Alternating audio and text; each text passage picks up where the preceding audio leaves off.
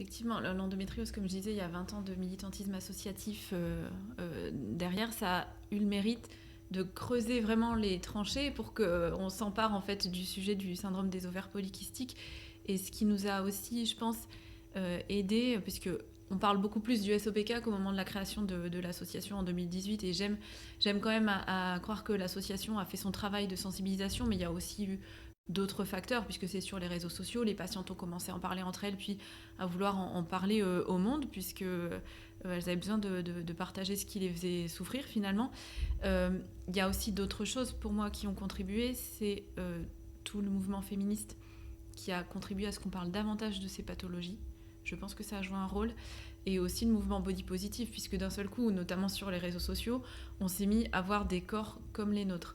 Des corps avec des rondeurs, des corps avec de l'acné dans le dos, des corps avec, oh là là, des poils sur le ventre. Et je pense que ça a contribué à ce que les patientes parlent davantage. Et puis, souvent, les personnes qui partageaient ces images mentionnaient qu'elles avaient un SOPK, et là, on se dit, ah bah oui, tiens, moi aussi, j'ai ça.